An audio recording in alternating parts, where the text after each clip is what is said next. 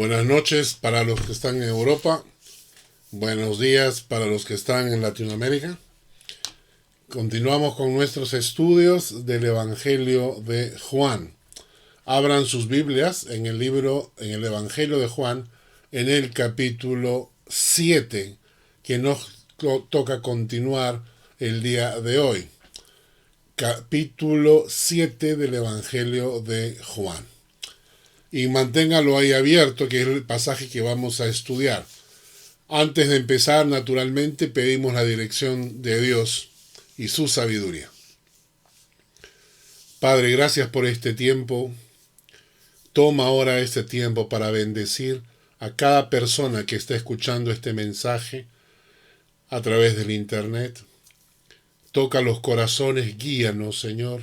Bendícenos con tu palabra en el nombre de Jesús. Amén y amén.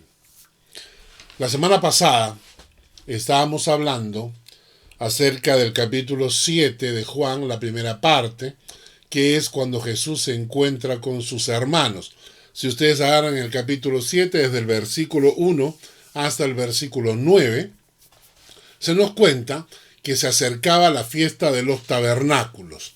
Para los que no estuvieron, los que no escucharon la semana pasada, les expliqué que Israel, el pueblo judío, tenía 3 fiestas nacionales al año.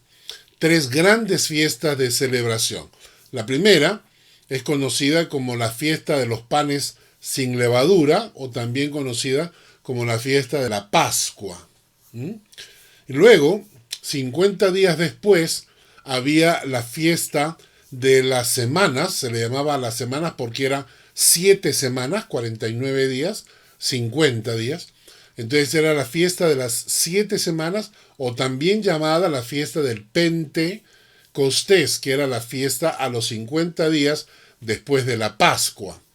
Les decíamos que el término Pentecostés venía ya acuñado desde el Antiguo Testamento, y nosotros, la iglesia, lo tomó prestado, vamos a decir así, a partir de Hechos capítulo 2, Hechos de los Apóstoles, cuando el Espíritu Santo es derramado en esta tierra. Pero el nombre original era de una fiesta de la cosecha, el inicio de la cosecha, a las 7 semanas de la fiesta de la Pascua. La tercera fiesta anual que celebraban los judíos era la fiesta de los tabernáculos, o también llamada la fiesta del fin de la cosecha, o la fiesta del agradecimiento por la cosecha. Para los que tienen algún tipo de conocimientos de los Estados Unidos y de los países nórdicos, que ellos celebran el Día de Acción de Gracias, que es muy importante para ellos, el Día de Acción de Gracias. Nosotros acá en Suiza tenemos el Erntedankfest, que también es una celebración, un domingo de agradecimiento a Dios por la cosecha. Pues esto era la fiesta de los tabernáculos. ¿Y por qué se le llama la fiesta de los tabernáculos? Porque la idea es que tenían que construir unas enramadas con hojas de árboles, como unas pequeñas tiendas, y durante una semana vivían en esas tiendas con la incomodidad que esto significa, y que era un poco para recordarle al pueblo judío el tiempo en que vivieron durante el desierto, vivieron en carpas en el desierto cuando Dios los liberó de la esclavitud en Egipto. Entonces, durante 7 días la gente construía carpas, estas tiendas con ramas enramadas, que algunos lo ponían en las plazas cerca del templo, y cuando ya todo se había llenado, la gente lo ponía en los patios de su casa, en el techo de su casa, en fin. Y así se celebraba una fiesta nacional. Todo el mundo venía de todas partes a celebrar la gran fiesta de los tabernáculos y traían sus ofrendas para el Señor, porque era la costumbre venir y agradecerle a Dios, ofrendarle a Dios como una muestra del agradecimiento por la cosecha que se había tenido. Los hermanos del Señor le dicen a Jesús: aprovecha este tiempo y lánzate. Es decir, aprovecha, es la oportunidad, porque esta es la fiesta anual. Es decir, si tú ahorita sales y comienzas a predicar y a hacer milagros por todas partes, pues te vas a volver súper famoso. tú que te crees el famoso, porque sus mismos hermanos no creían en él. Dijimos que era un excelente ejemplo de estar tan cerca y a la vez tan lejos. Cosa que muchas veces pasa con los hijos de los creyentes, que están tan cerca dentro de la iglesia, pero a la vez su corazón está lejos, por la costumbre, porque los hermanos del Señor habían crecido con él. Entonces para ellos Jesús era una persona normal. Les era difícil entender o aceptar que Jesucristo era el enviado de Dios, el Mesías. Y lo mismo pasa con los hijos de los creyentes que se crían en las iglesias, que están acostumbrados a los pastores, muchos de ellos conocen a los grandes predicadores, los han tenido en su casa a veces cenando, comiendo, almorzando, los conocen de cerca. Y como decíamos, están tan cerca, pero a la vez su corazón está tan lejos del Evangelio. Y ahí es cuando el corazón tiene que tomar una decisión. Los corazones tienen que tomar la decisión de volverse a Dios. Dios tiene que ayudarnos en esa decisión. Una parte la hace Dios y la otra parte la hacemos nosotros con nuestra decisión de volver al Señor. Esto fue lo que vimos la semana pasada. Después, cuando Jesús le dice que no, todavía no es tiempo de ir a la fiesta, los hermanos van. Pero Jesús dice que en secreto se acerca y va y se encuentra en la fiesta. Capítulo 7 del Evangelio de Juan, versículo 10. Después que sus hermanos habían subido, entonces él también subió a la fiesta, no abiertamente, sino como en secreto. Versículo 11. Y le buscaban los judíos en la fiesta y decían, ¿dónde está aquel? Y había gran murmullo acerca de él entre la multitud, pues unos decían, es bueno, pero otros decían, no, sino que engaña al pueblo. Y esta es otra enseñanza que sacamos de acá. El pueblo dividido en dos opiniones, en dos bandos. Y esto es lo interesante porque había una parte del pueblo que estaba a favor, pero había otra que estaba en contra. La pregunta es esta.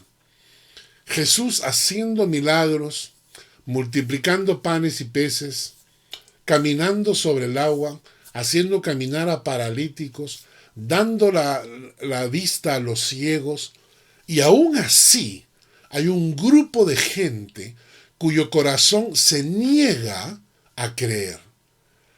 No es que no puedan, es que no quieren creer. Y esto es lo interesante. La Biblia menciona de que hay personas que tienen el corazón endurecido.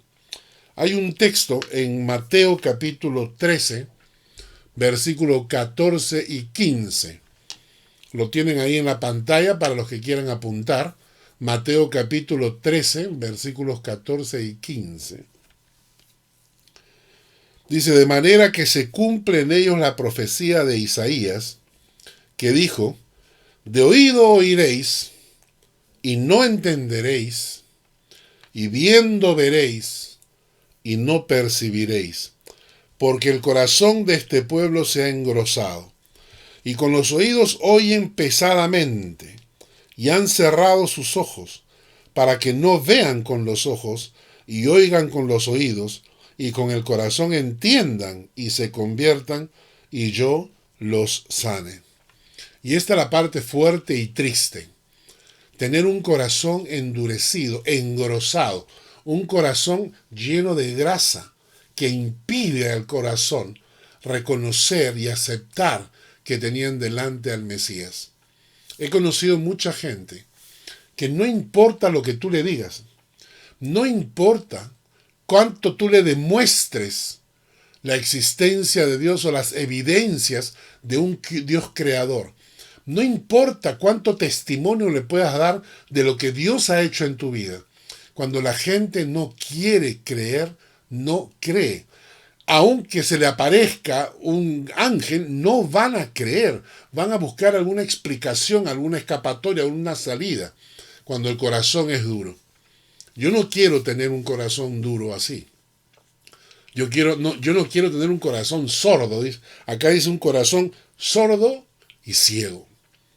Y esto es importante. Si tú me estás escuchando y crees que todo lo que estamos hablando acá es irreal, es fantasioso, solamente pregúntate, de repente es tu corazón que está sordo y ciego a las cosas de Dios. Y para eso te doy un texto en Salmo 51, versículo 10, que es una oración que hace el salmista. Oración que escribe David en el Salmo 51, versículo 10, que dice: crea en mí, oh Dios, un corazón limpio y renueva un espíritu recto dentro de mí. Entonces, lo que te estoy invitando es que no tienes nada que perder, ¿cierto? No tienes nada que perder. Yo te invito a que ores de esta manera delante de Dios, tú solo, sin que nadie te diga, ni te manipulen, ni te dirijan, no, tú solo en tu cuarto, a solas. Ora a Dios de esta manera, dile: Señor, crea en mí un corazón limpio y renueva un espíritu recto dentro de mí. Pídele a Dios que tu corazón deje de estar sordo y ciego y que Dios te revele a tu corazón. Y después me cuentas, con el tiempo me contarás qué Dios hizo con tu vida, qué hizo, cómo se reveló Dios en tu vida. Ora a Dios, no tienes nada que perder. Pídele a Dios un corazón nuevo. Si no pasa nada, no pasa nada. Si Dios no se revela, si no hay nadie, no pasó nada. Pero no tienes nada que perder pidiéndole a Dios un corazón nuevo y que renueve un espíritu recto dentro de ti. Porque no puedes correr el riesgo de tener un corazón sordo y ciego y no darte cuenta y no saberlo, ¿verdad?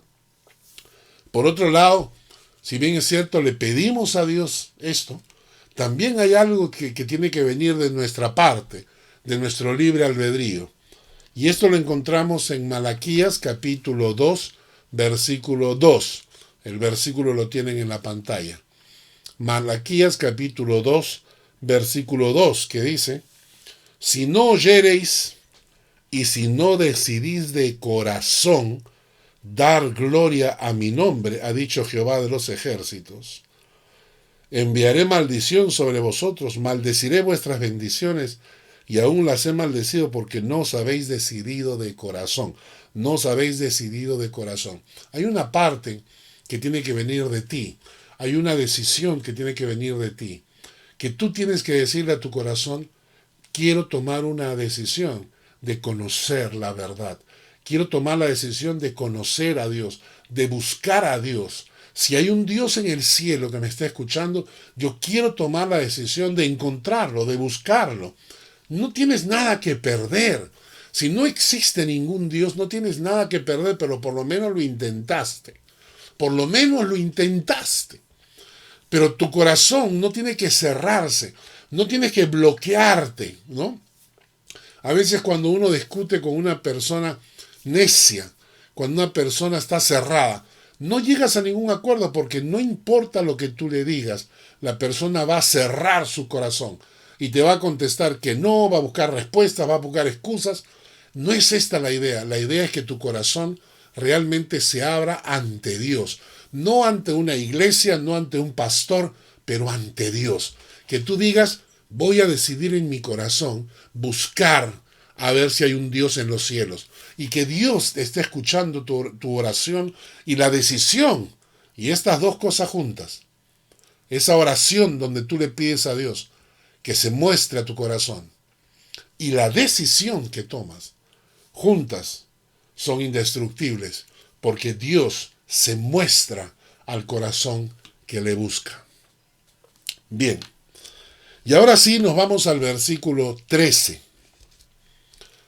En Juan capítulo 7, el versículo 13, nos dice así: pero ninguno hablaba abiertamente de él por miedo de los judíos. Esto es muy interesante. Jesús sube a la fiesta de los tabernáculos.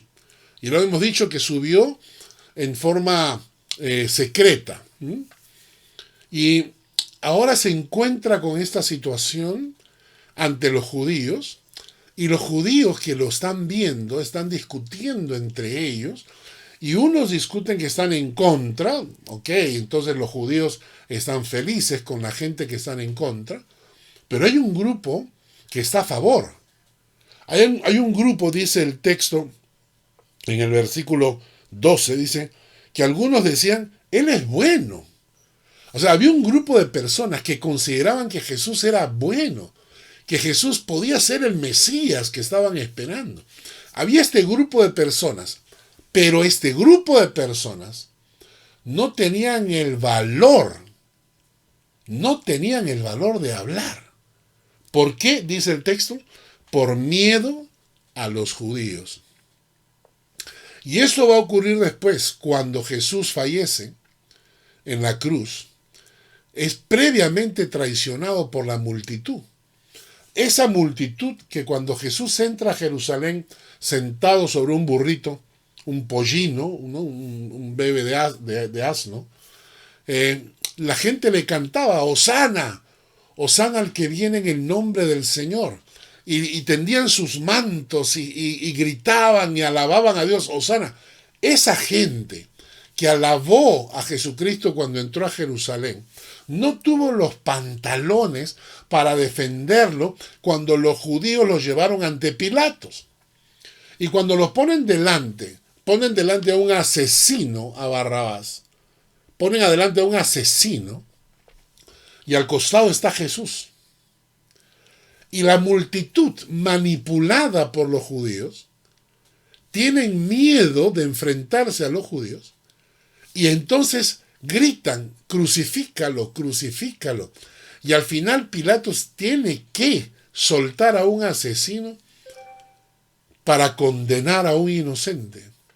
Escuchaba un día, hace un poco atrás, un pensamiento que decía, ahí tenían al hombre de Dios y tenían al asesino, y la multitud escogió al asesino, y seguimos haciendo lo mismo en nuestros países. Siempre escogemos a los ladrones para que nos gobiernen, ¿no? Y esta multitud que estaba frente a Pilatos tenía miedo de los judíos y no se atreven a defender al Señor. No hubo una sola voz que gritara, no, no, mata al ladrón, mata al asesino Barrabás, déjalo libre, Jesús es bueno. No tienen el valor de hacerlo porque tienen miedo de los judíos. Y este versículo 13, Juan 7:13, dice, ninguno hablaba abiertamente de él por miedo a los judíos. Este miedo a la opinión pública, este miedo a la presión social o a la presión religiosa, ha sido algo que ha acompañado a los pueblos en nuestra historia. Es decir, cuando la presión social es tan grande, muchísima gente se calla la boca y no dicen nada. Cuando Hitler estaba matando a los judíos, hubieron muy pocos pastores que se atrevieron a levantar su voz en contra y protestar. Dietrich Bonhoeffer fue uno que se opuso y por oponerse a la dictadura de Hitler lo metieron en la cárcel, y una de las últimas órdenes que se dio cuando ya el régimen nazi había caído y los aliados estaban entrando a tomar posesión de Alemania, habían perdido la guerra, aún así se dio la orden de que lo mataran, porque este era un hombre que había levantado su voz en contra de este asesino como fue Hitler. Y en muchos países es igual. Muchos países con dictadores, cuando hubo el problema en Chile con Pinochet, muchas veces la iglesia se cayó, no dijo nada. Y hermanos, y esta es una realidad. A veces en nuestra sociedad hay tanta presión social o tanta presión política que los creyentes somos cobardes y nos callamos la boca y no levantamos nuestra voz de protesta cuando vemos que la sociedad está corrompiéndose cada día más. Hoy en día la comunidad LGTB, la comunidad gay, la Biblia es clara. Ellos pueden decir lo que quieran, pero la Biblia es clara. Y pueden haber, inclusive hasta pastores que se declaran gays o lesbianas, y pueden decir lo que quieran. Pero la Biblia es clara, no pueden tapar el sol con un dedo. La Biblia es clara de que ese camino es un camino de degeneración y que Dios no lo acepta, no lo aprueba. Lean Romanos capítulo 1. Pero ha llegado el punto en que esta comunidad ha tomado tanta fuerza social que si tú te atreves a hablar en público, van directo a la yugular. Es decir, si tú te atreves a hablar en público en contra de ellos, inmediatamente te van a decir que eres un retrógrado, homofóbico, que eres un asesino. Te van a dar todos los títulos necesarios para hacerte sentir mal, para que tengas miedo, para que la próxima vez no levantes tu voz. Yo invito a los cristianos a que tengan el valor, no de pelear, sino ponerte a pelear o a discutir, pero que tengan el valor de decir las cosas como son. Y decir, aquí la Biblia enseña claramente esto. Ustedes pueden creer o no, pueden insultarme o no, pero así es. Tener el valor de decir las cosas como son. Y la Biblia menciona esto, que en los últimos tiempos va a venir tanto engaño, tanta mentira, que la gente inclusive hasta va a tener miedo de decir que creen en la verdad. Y claro, habrá muchísima gente que tiene miedo y que se callarán. Pero ojalá quede un remanente, que podamos decir las cosas con amor, decir las cosas con mucho amor, pero decir las cosas como son, decir la verdad de las cosas, decir lo que es pecado, decirle a la gente que si no tienen a Cristo se van al infierno, decirle a la gente que necesitan arrepentirse y de que el problema de los hombres no es ni la pobreza, no es ni la sexualidad, el problema de los hombres es el pecado en su relación con Dios. Que tengamos el valor de hablarlo y decirlo en público, aunque eso implique, como acá en Suiza, puede implicar cárcel, porque ahora se ha aprobado esta ley, que ya no es un juicio civil si es que tú hablas en contra de ellos, ahora es un juicio penal. Es decir, si ellos consideran que tú estás ofendiéndoles con tu speech, tú estás ofendiendo con lo que dices, entonces ellos pueden llevarte a juicio, a corte, y condenarte a ir a prisión por decir tu opinión en contra de esta comunidad LGTB. Nosotros estamos en contra de ellos, estamos en contra de la filosofía de la identidad de género que está promoviendo las Naciones Unidas. No existen 120 géneros de sexo, no existen. Solamente existen 2, y esta es la realidad. Así que este ejemplo de acá, Jesús dice que, versículo 13 del capítulo 7, ninguno hablaba abiertamente de él porque tenían miedo a los judíos. Les invito, hermanos, a no tener miedo y levantar la voz. Si eso implica nuestra cárcel, bueno, vamos. Versículo 14. Mas a la mitad de la fiesta subió Jesús al templo y enseñaba. Y se maravillaban los judíos diciendo, ¿cómo sabe este letras sin haber estudiado? A la mitad de la fiesta, Jesús dice, bueno, ahora ya es tiempo de mostrarme a la gente. Y va directamente a la cueva de los ladrones, se mete al templo a enseñar. Ahí donde estaban los judíos que lo estaban buscando para matarlo. Y entonces ellos se asombran. ¿Saben por qué? Porque Jesús era hijo de un carpintero. Cuando nosotros escuchamos estas conspiraciones que están andando hoy día por el mundo entero, estos cuentos fantasiosos, que unos creen en los Illuminati, otros creen en los extraterrestres y otros creen, en fin. Cada uno inventa sus teorías y sus cuentos, sus historias. Hay muchas que se han inventado sobre Jesús, que cuando Jesús estuvo en la tierra, entre los 12 y los 30 años, que se fue a Ganímedes, a una de las lunas de Júpiter, otro que se lo llevaron a la India, a Cachemira, Otros dicen que se lo llevaron a Estados Unidos y que sembró la iglesia de los mormones. Y todos estos inventos, producto de mentes muy creativas, son falsos. Jesucristo fue simplemente un carpintero. Y lo vemos cuando habla la gente de José. Dicen, José el carpintero, pero luego cuando hablan de Jesús dice, no es Jesús el carpintero. ¿Por qué? Porque en ese tiempo, las familias pobres, como era la de Jesús, las familias pobres no tenían dinero para mandar a sus hijos a escuelas filosóficas. No había ese dinero. Entonces, los hijos, especialmente el hijo mayor, Jesús era el hijo mayor, especialmente el hijo mayor aprendía el oficio del padre, porque de esa manera sostenían a la familia. Las familias tenían muchos hijos porque los hijos eran productivos, los hijos ayudaban en la casa, pero eran analfabetos. Eran analfabetos. Y aunque nos cueste pensarlo o decirlo, es muy probable que Jesús hubiese sido analfabeto, a no ser por la intervención divina. A Jesús no lo mandaron a una escuela a enseñarle a leer, escribir, a sumar y restar. Jesús aprendió el oficio de su padre carnal, vamos a decirlo así, y fue carpintero. Y como carpintero, no tenía capacidad ni para entrar a una universidad o a una biblioteca, ni leer libros, no tenía acceso.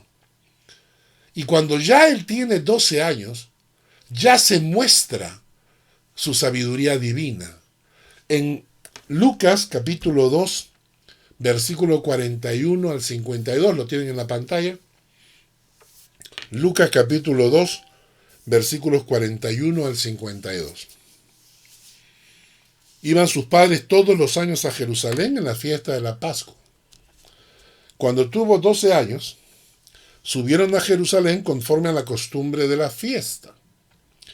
Al regresar ellos, acabada la fiesta, se quedó el niño Jesús en Jerusalén sin que lo supiesen José y su madre. Y pensando que estaba entre la compañía, anduvieron camino de un día y le buscaban entre los parientes y los conocidos. Pero como no le hallaron, volvieron a Jerusalén buscándole, y aconteció que 3 días después le hallaron en el templo, sentado en medio de los doctores de la ley, oyéndolos y preguntándoles. Y todos los que le oían se maravillaban de su inteligencia y de sus respuestas. Lo interesante es la respuesta que Jesús da. Cuando le vieron, dice, se sorprendieron.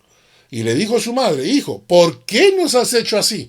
Me hace recordar a mi madre, ¿no? Cuando llegaba tarde o cuando no avisaba, ¿no? ¿Por qué nos has hecho así? He aquí tu padre y yo te hemos buscado con angustia. Esta es una escena muy maternal. María está reaccionando como una madre común y corriente, lo mismo que haría cualquier madre con el hijo que no ha llamado, no ha avisado, no ha dicho dónde está, y cuando la madre lo encuentra le dice lo mismo. ¿Por qué nos has hecho así? Tu padre y yo te hemos buscado todo el día, ni siquiera nos ha llamado por teléfono. Entonces él contestó, ¿por qué me buscabais? ¿No sabíais que en los negocios de mi padre me es necesario estar? Y Jesucristo acá está diciéndole al mundo desde los 12 años de edad que él ya tenía una misión, que tenía un Padre en los cielos y que había venido enviado por él. Entendámoslo. Porque mucha gente quiere presentar a Jesucristo como que a los 30 años se le ocurrió sembrar una nueva religión y una nueva filosofía. A los 12 años de edad, Jesucristo tiene muy en claro que Él ha venido a la tierra a cumplir un papel de su Padre Celestial. Él lo sabe. Y ojalá nosotros lo entendamos. Ojalá nosotros lo entendamos. Bueno, seguimos con Juan capítulo 7. Versículos 16 en adelante. Juan capítulo 7, versículo 16 en adelante. Dice, Jesús le respondió y dijo, mi doctrina no es mía, sino de aquel que me envió. El que quiera hacer la voluntad de Dios conocerá si la doctrina es de Dios o si yo hablo por mi propia cuenta. El que habla por su propia cuenta, su propia gloria busca. Pero el que busca la gloria del que le envió, este es verdadero y no hay en él injusticia. Lo primero que Jesús va a decir que su doctrina no es suya, que su doctrina es de Dios. Mi doctrina no es mía, sino de aquel que me envió. Lo que él está diciendo es que su enseñanza no es un invento de él, es un invento de Dios, en el corazón mismo de Dios. Los pastores y los maestros deberíamos entender este principio. La doctrina no es nuestra, es de Dios. Ojalá lo entendieran estos pastores que inventan teologías en una noche de insomnio. Es decir, como ya no tienen argumento bíblico, como no saben presentar la palabra, no saben qué hacer, entonces inventan nuevas doctrinas y nuevas teorías espirituales sacadas de algún versículo bíblico fuera de contexto y se creen muy inteligentes y comienzan a enseñar barbaridades. Ojalá fuésemos como Spurgeon, que decía que antes de predicar a veces hasta le temblaban las piernas porque tenía miedo, porque tenía en sus manos la palabra eterna de Dios y no quería en ninguna manera torcerla o equivocarse a la hora de enseñar. Cuando tú eres un maestro, cuando tú eres un predicador, acostúmbrate a clamar a Dios, orar a Dios y tener el respeto por la palabra y enseñar lo que la palabra dice y no lo que yo quiero decir y no lo que yo quiera manipular, porque nuestra enseñanza no es nuestra, es del Señor. La segunda cosa que dice Jesús acá es: el que quiera hacer la voluntad de Dios conocerá si la doctrina es de Dios o que Jesús está hablando por su propia cuenta. Y esto es interesante. Para saber si la doctrina es de Dios, no se trata de un ejercicio mental teológico. No se trata de sentarme a discutir teológicamente para ver si de esa manera descubro la verdad, porque la verdad de Dios escapa a mi corazón. La verdad de Dios es muchísimo más grande que mi capacidad de entendimiento. Hay muchos aspectos que no los puedo entender. La Trinidad, por ejemplo. El hecho de que Dios sea todopoderoso, que Dios sepa todo, que esté en todas partes. Todos esos aspectos yo no los puedo entender. Pero el punto no está en que conocer la verdad no se trata de un ejercicio teológico. No se trata de discutir teológicamente con otro experto para descubrir la verdad. Para descubrir la verdad, dice el texto acá, hay un secreto. ¿Cuál es el secreto? El que quiera hacer la voluntad de mi Padre. El que quiera hacer la voluntad de Dios. Es decir, lo que te prepara y te capacita para que el Espíritu Santo te revele la verdad es esa intención de tu corazón de obedecer. Cuando quieres obedecer, Dios te muestra su verdad. Especialmente hoy en día, que la iglesia se ha saturado de estafadores y de mentirosos.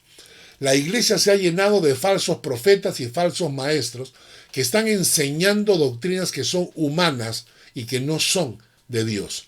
Y entonces, ¿cómo hago? Porque la gente va a una iglesia, le predican, va a otra iglesia, le predican otra cosa, y a nuestra iglesia muchas veces llega gente con unas doctrinas absolutamente raras, unas doctrinas completamente jaladas de los pelos, completamente.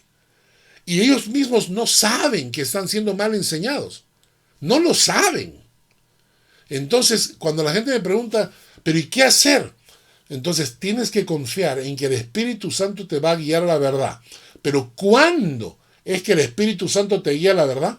Cuando tú quieres hacer la voluntad de Dios. Es decir, el punto para conocer la verdad de Dios es tener la intención de hacer la voluntad de Dios.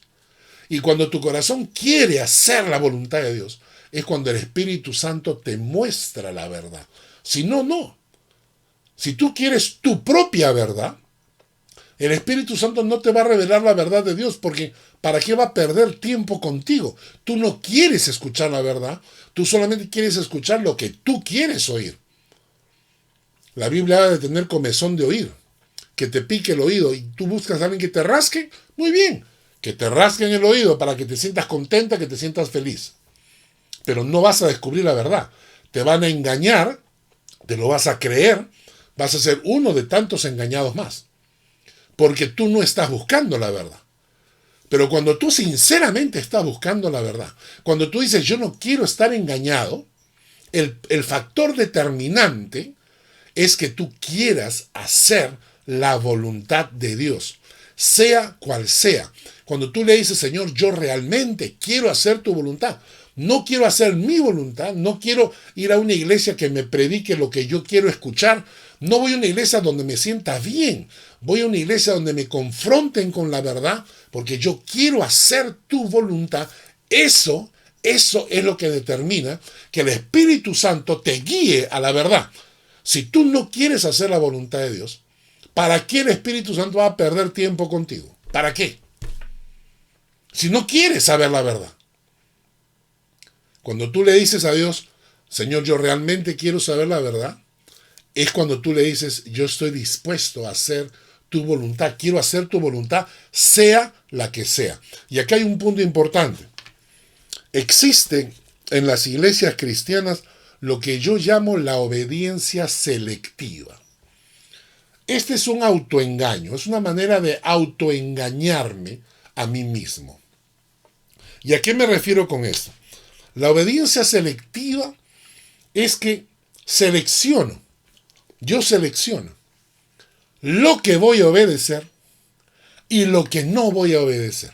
Es decir, yo determino con mi criterio súper sabio, yo determino y digo, voy a obedecer esto y lo voy a obedecer de esta manera. Ahí me siento tranquilo. Pero esto que no me gusta, no lo voy a obedecer. Y eso se llama obediencia selectiva, porque escoges lo que quieres obedecer en la manera que a ti te convenga, te gusta o te atraiga obedecerlo, y desechas lo que no quieres obedecer, aunque sabes que está escrito en la palabra. Obedezco lo que me conviene, desobedezco lo que no me gusta.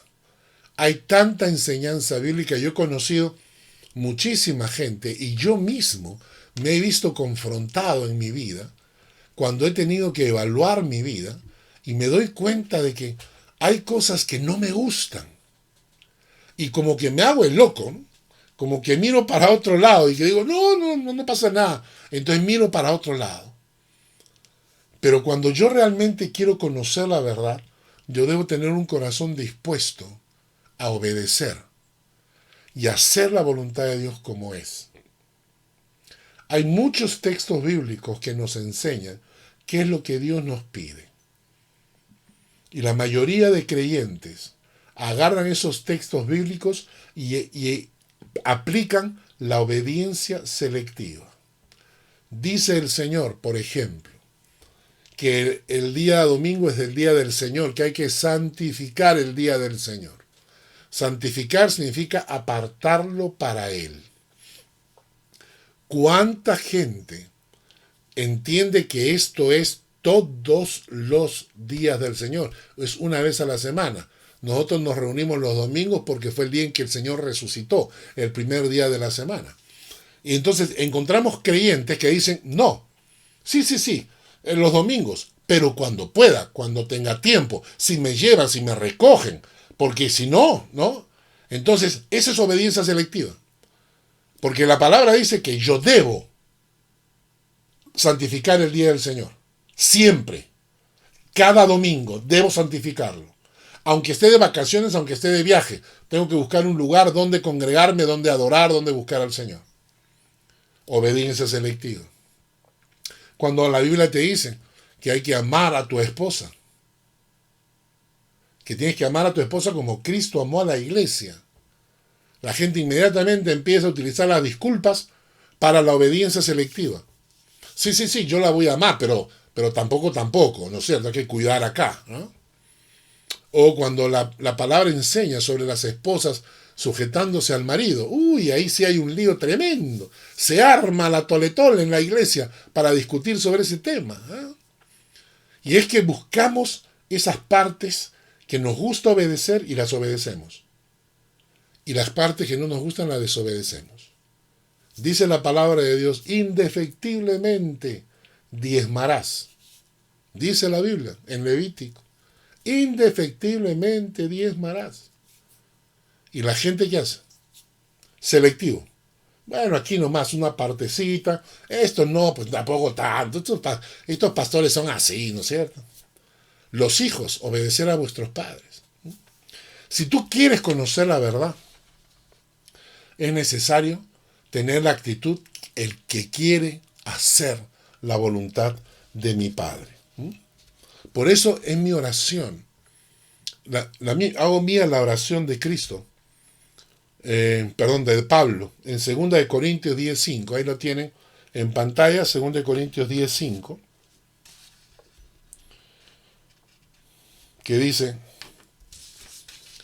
derribando argumentos y toda altivez que se levanta contra el conocimiento de Dios y llevando cautivo todo pensamiento a la obediencia a Cristo. A la obediencia a Cristo. ¿Qué cosa estoy diciendo? Le digo, Señor, mi naturaleza tiende a esa obediencia selectiva. Mi naturaleza tiende a obedecerte solo cuando me conviene. Yo necesito que mis pensamientos vayan y se sometan, caigan cautivos ante la obediencia a ti. Es decir, que mis pensamientos digan, no, yo quiero ser cautivado, como un esclavo de la obediencia a Cristo. Yo quiero que mi corazón se sienta obligado a obedecer, porque yo quiero obedecer al Señor. Y esa es mi oración, la misma oración de Pablo. Yo le digo al Señor, agarra mis pensamientos y llévalos cautivos a la obediencia a Cristo, para que siempre mis pensamientos quieran obedecerte en forma total. Seguimos con el pasaje de Juan, versículo 19. Dice, ¿no os dio Moisés la ley y ninguno de vosotros cumple la ley? ¿Por qué procuráis matarme? Respondió la multitud y dijo, ¡demonio tiene! ¿Quién procura matarte? Y estos fueron los hipócritas fariseos, porque sí lo querían matar. Pero cuando se ven confrontados, lo niegan, ¿no es cierto? Pero sí lo querían matar. ¿Y por qué Jesús dice, no os dio Moisés la ley y ninguno de vosotros cumple la ley? Porque la ley decía, no matarás. Es decir, los judíos que defendían la ley a rajatabla, los judíos que no querían que Jesús sanara en día de reposo porque era día de reposo, los judíos que querían cumplir la ley de Dios, ¿qué querían? Matarlo. Y la ley dice que no hay que matar. Y entonces cuando ellos se ven confrontados, el cobarde, se tiran para atrás. No, yo no he dicho nada. ¿Quién quiere matarte? Estás loco, tú estás inventando, ¿no? Versículo 21. Jesús respondió y le dijo, una obra hice, y todos os maravilláis. ¿Cuál es la obra? Está hablando acerca del paralítico de Betesda que lo sanó. Dice, por cierto, Moisés os dio la circuncisión, no porque sea de Moisés, sino de los padres. Y en el día de reposo circuncidáis al hombre. Si recibe el hombre la circuncisión en el día de reposo, para que la ley de Moisés no sea quebrantada, os enojáis conmigo porque en el día de reposo sané completamente a un hombre.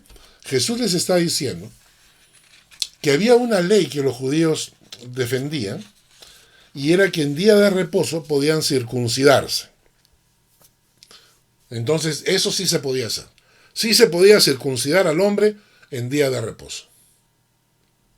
pero no se podía sanar a un hombre que durante años había estado enfermo. Esto se llama religiosidad. La religiosidad es aquella que guarda los pequeños detalles y se traga los camellos, ¿no? Cuelan el mosquito y se tragan el camello. ¿En qué quiere decir esto? De que están tan pendientes de los ritos, de las costumbres, de las prácticas, etcétera, que cuando se encuentran con una realidad, un hombre enfermo durante años que está siendo sanado, en lugar de gozarse con el enfermo, condenan a Jesús por haberlo sanado. O sea, no deberías haberlo sanado un día sábado, ¿me entiendes?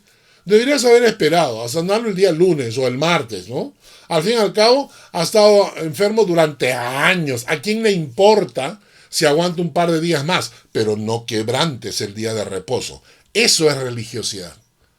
Esa es la manera de entender la fe como una lista de prohibiciones, de condiciones, de requisitos. La gente no entiende, no puede evaluar lo que tiene valor de lo que no lo tiene. Y aquí el valor era sanar al enfermo.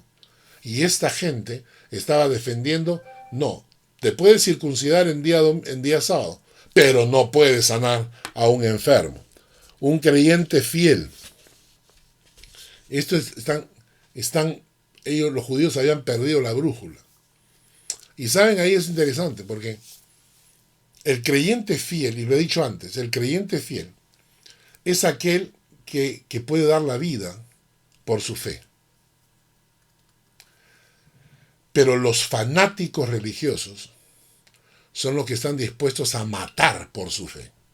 Y es la diferencia. Y esta gente eran fanáticos religiosos y no eran creyentes fieles.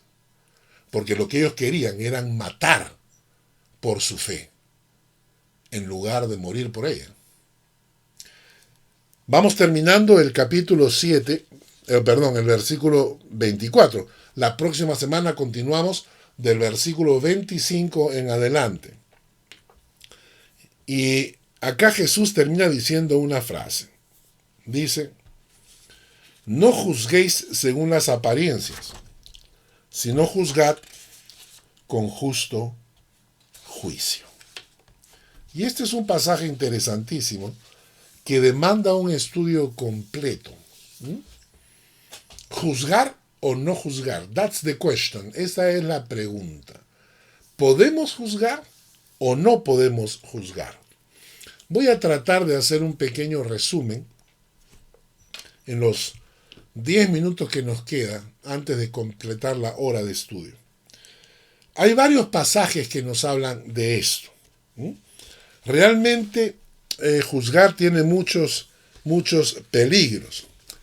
Pero sobre todo, los que están andando mal, es decir, los que andan en malos caminos, son los que siempre exigen, no me juzgues, no tienes derecho a juzgarme. ¿Por qué? Porque en el fondo saben que están mal. Entonces cuando uno juzga a alguien, los que van a saltar son los que andan mal. Esa es la gente que no quieren ser juzgada, ¿no? Pero la Biblia dice, ¿tengo derecho a juzgar o no? Voy a leerles algunos textos bíblicos y vamos a hacer un análisis de este tema. Vamos primeramente a Mateo, al capítulo 7, versículos 1 al 5. Dice, Mateo 7, versículos 1 al 5. No juzguéis para que no seáis juzgados, porque con el juicio con que juzgáis, seréis juzgados, y con la medida con que medís, os será medido. En primer lugar, analizando este pasaje, Jesús no dice que no debemos juzgar. Lo que dice es, no juzguéis para no ser juzgados. No juzguéis para que no seáis juzgados. Lo que Jesús está diciendo acá es que el peligro de juzgar a otros es que despiertas en ellos el deseo de devolverte el favor. O mejor dicho, tú mismo te pones en la mira, porque en el momento en que empiezas a juzgar a alguien, debes tener muchísimo cuidado con qué es lo que dices, cómo lo dices, qué conclusiones sacas, porque en el momento en que tú te atreves a juzgar a alguien, te pones en la mira porque la gente te va a querer devolver el favor. La gente va a querer decir, este se cree muy bueno para juzgarme, y van a comenzar a buscar la alternativa para devolverte el favor. A nadie le gusta el ser juzgado o criticado, a nadie. Necesita ser muy maduro para poder recibir una crítica con un corazón dócil. Eso nos pasa a todos. Cualquiera que te llame la atención, te sientes mal. La enseñanza de este pasaje es, si tú siembras juicios, vas a cosechar juicios. Entonces, Jesús no está diciendo que no debemos juzgar. Lo que está diciendo es, ten cuidado, porque si te atreves a juzgar, serás juzgado. Es decir, tú mismo te estás poniendo la balanza, tú mismo te estás poniendo la horca al cuello. Si ahorcas al otro, luego te van a querer ahorcar a ti, así que ten mucho cuidado. La segunda cosa que dice el pasaje es, en el versículo 2, porque con el juicio con que juzgáis, seréis juzgados, y con la medida con que medís, os serás medido.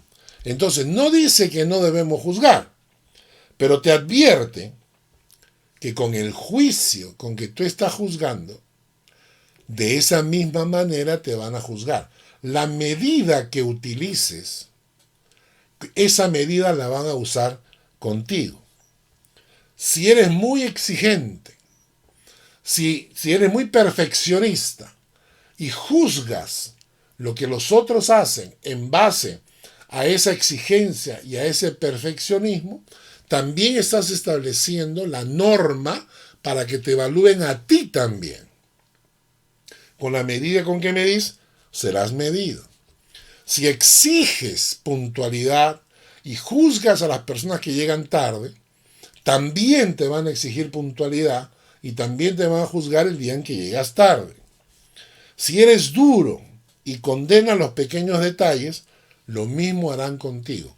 Por eso, no es que no podemos juzgar, porque el pasaje dice juzgad con justo juicio, nos dice Pablo en Corintios.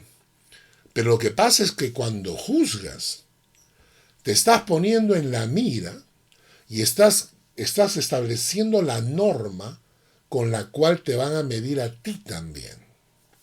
Hace muchos años había un gran predicador que salía en toda la televisión latinoamericana, conocida como Jimmy Swaggart.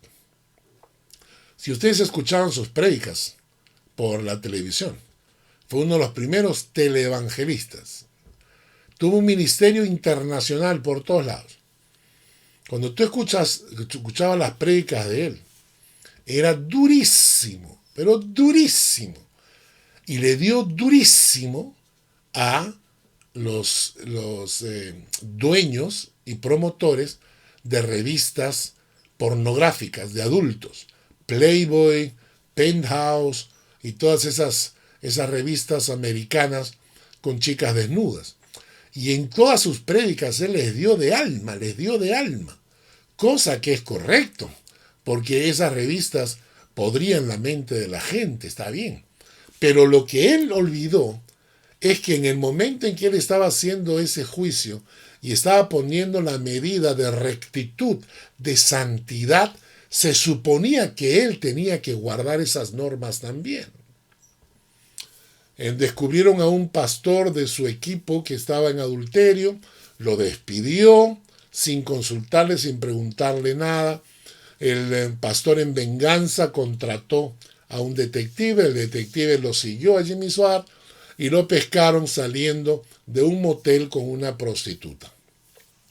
Cuando todo salió a la luz, la iglesia lo puso en en disciplina, y Jimmy Swaggart agarró, dijo que había pecado, se puso a llorar en la televisión, pero se tumbó todo su ministerio. Se tumbó todo su ministerio. Es más, los dueños de estas revistas contrataron a un actor parecido a él, contrataron a la prostituta que él había contratado, le pagaron $1.000.000 y sacaron un calendario con fotos indecentes, inmorales, un calendario con la cara del artista que se parecía a Jimmy Swaggart y la cara de la prostituta, o el cuerpo de la prostituta, un calendario que lo regalaban a una cuadra de distancia de todas las iglesias de Jimmy Swaggart, en venganza. Entonces, cuando tú te pones a juzgar a alguien, tienes que tener mucho cuidado porque se te va a exigir la misma integridad, la misma santidad con la que estás condenando a la otra persona. Por eso Jesús dice, tengan cuidado, si se ponen a juzgar, tengan cuidado, porque se les va a exigir, porque con la medida con que medís, serás medido. Y el pasaje de Mateo capítulo 7 dice, ¿y qué miras la paja que está en el ojo de tu hermano y no echas de ver la viga que está en tu propio ojo? ¿O cómo dirás a tu hermano, déjame sacar la paja de tu ojo y aquí la viga en el ojo tuyo? Hipócrita, saca primero la viga de tu propio ojo y entonces verás bien para sacar la paja del ojo de tu hermano. Claro, si yo voy a juzgar, tengo que tener en claro, no puedo estar mirando la paja en el ojo ajeno cuando tengo un tronco que está en el mío. Es decir, no puedo juzgar a unas personas pasando por alto mis propios errores. Eso se llama hipocresía, juzgar a la gente por los pequeños detalles en sus vidas, olvidando el tremendo error que hay en la mía. Yo no puedo juzgar a la gente de esa manera, ¿no es cierto? Porque al juzgar en cierta manera, estoy condenando. Por eso dice el texto, juzgad con justo juicio. No puedo estarme lanzando a juzgar a la gente. No puedo estarme lanzando a juzgar a la gente cuando en realidad lo que estoy haciendo es estoy condenando. Quiero que leamos un pasaje más que para mí es la clave de todo esto. Y con eso vamos a ir terminando el estudio de hoy. Lucas capítulo 6, versículos 37 y 38. Dice, no juzguéis y no seréis juzgados. No condenéis y no seréis condenados. ¿Notan cómo el juzgar puede convertirse en condenar? No juzguéis y no seréis juzgados. No condenéis y no seréis condenados. Perdonad y seréis perdonados. Dad y se os dará. Medida buena, apretada, remecida y rebosando, darán en vuestro regazo, porque con la misma medida con que medís, os volverán a medir. Y esta es la actitud. Ahora voy a explicar esto. Todos los seres humanos tenemos errores y fallas. Y a veces los errores son muy graves. Y hay que juzgar, hay que establecer. El mismo Pablo, en varias partes de las Escrituras, él decía, yo ya juzgué a esa persona porque su comportamiento es pecado, es inmoral. Lo que la persona está haciendo, está violentando la escritura bíblica. Tenemos el derecho de juzgar a esas personas y establecer que están violentando la palabra de Dios. Pero que no se nos haga costumbre el estar juzgando, porque puedo convertirme en alguien que está condenando a la gente como si yo fuera el juez del resto, como si yo fuera juez del mundo. Y el único juez es Dios. Y yo tengo que tener un corazón de acuerdo al corazón de Dios. Y el corazón de Dios no es condenar. El corazón de Dios es perdonar, es dar.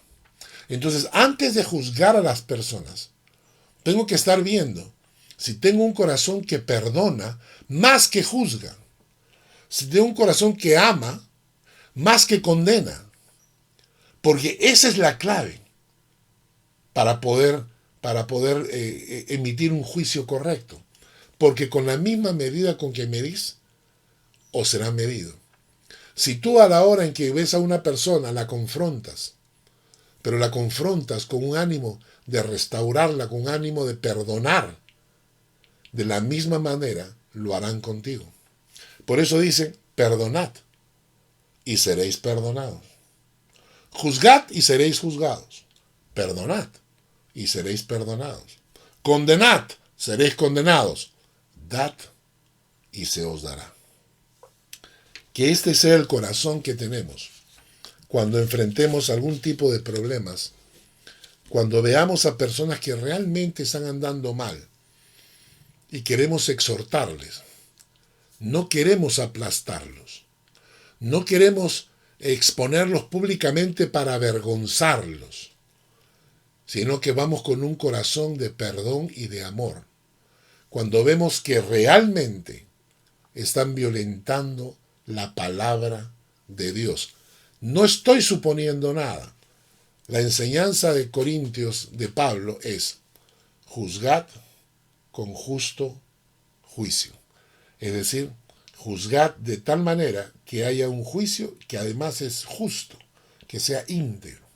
Cuando las personas están violentando abiertamente la palabra de Dios.